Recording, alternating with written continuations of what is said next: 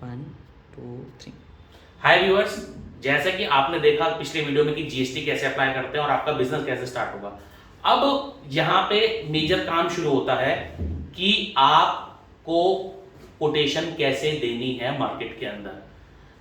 ये एक बहुत मेजर कॉन्सेप्ट है जो लोगों को नहीं पता है, जो मैं आज क्लियर करूंगा कि आपको कोटेशन कैसे देनी है और किस किस बातों का बेसिकली ध्यान रखना चाहिए कोटेशन देते वक्त, ताकि आपको भी नुकसान ना हो और बायर को भी नुकसान ना हो।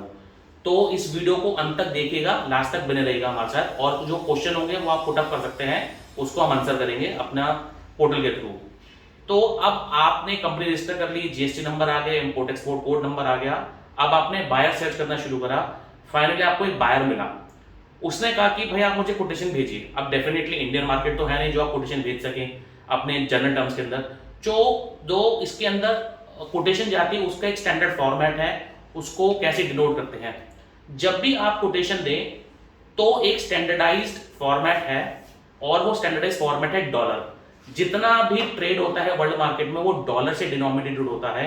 तो आपकी जो भी कैलकुलेशन है उसको डॉलर से करें। सपोज आपका कोई प्रोडक्ट 1000 रुपए का है, तो उसको आज की डेट अराउंड 80 रुपए का डॉलर चल रहा है, तो उसको 80 से डिवाइड कर लें, जो अराउंड आता है 15 से 16 डॉलर।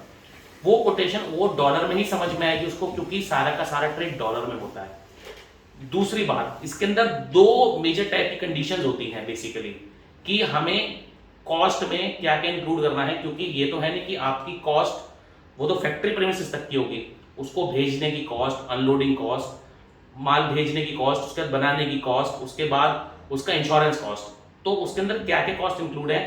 पहला, आपकी जो बेसिक कॉस्ट हो गई, उसके बाद इंक्लूड करें अपना फ्रेट।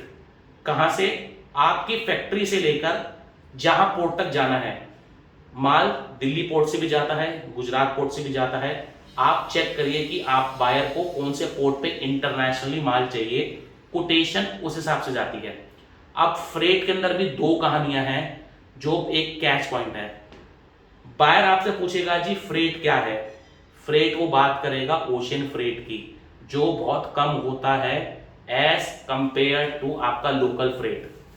क्योंकि ओशियन फ्रेट का एक फिक्स्ड स्टैंडर्ड है जो उससे ज्यादा चार्ज नहीं कर सकते। बट आपका लोकल फ्रेट बायर नहीं पूछेगा, क्योंकि वो बहुत ज्यादा होता है। एग्जाम्पल के तौर पे मैं बताता हूं, आपने माल दिल्ली से निकाला और आपका सपोज इराक पोर्ट जाना है बगदाद में।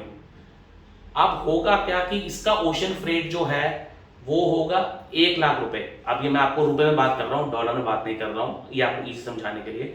बट आपको जो कोटेशन है वो डॉलर में ही देनी है, 1 लाख रुपए होगा। बट आपको पता चला कि आपका माल दिल्ली से तो डायरेक्ट नहीं जा सकता। हमें पता चला कि ये जो कंडीशन है, दिल्ली से माल जाएगा आपके दिल्ली पोर्ट पर, और दिल्ली पोर्ट से लोड होके जाएगा गुजरात, यानी कि मुंद्रा पोर्ट पर। तो दिल्ली से गुजरात जाने का फेयर ज्यादातर बायर मिस कर जाते हैं, और सेलर को ये नहीं पता होता, वो अपनी कॉस्ट में इंक्लूड नहीं करते, वो सिर्फ ओशियन फ्रेट ले लेते हैं।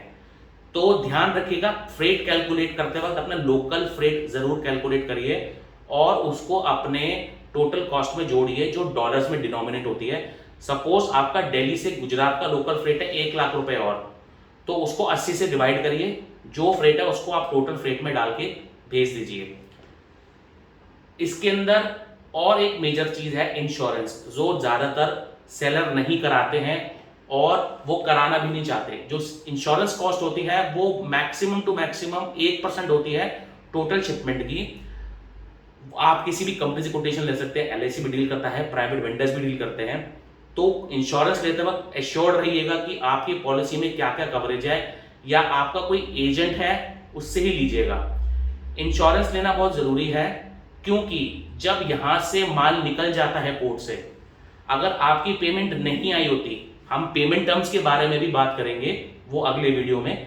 अगर आपका माल यहां से निकल जाता है और पेमेंट आनी है आपका माल पहुंचने के बाद, अब सपोज माल डूब गया, माल खराब हो गया, इस केस में बायर आपको पैसे नहीं देगा, इस केस में इंश्योरेंस कंपनी ही पैसे देगी।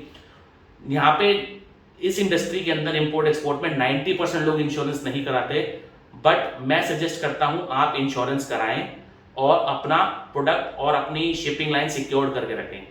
चौथी चीज जो इंक्लूड करनी है, डॉक्यूमेंटेशन कॉस्ट, जो ज्यादातर सेलर इंक्लूड नहीं करते हैं।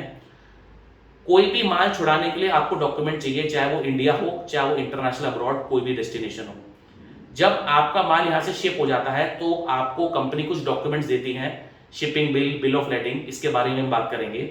वो डॉक्यूमेंट्स आपको बायर को भेजने होते हैं माल रिलीज कराने के लिए, उसकी भी एक कॉस्ट होती है, तो उसको भी आप इंक्लूड करें और इसको अपनी कॉस्टिंग में ही इंक्लूड करके रखें, क्योंकि वो भी अराउंड 7 से 8 हजार रुपए होती है मिनिमम। ये करने के बाद आपका एक, ज्यादा वीडियोस के लिए आप हमें और फॉलो कर सकते हैं, प्रैक्टिकल सेशन भी चलते रहेंगे, कंटिन्यू होते रहेंगे।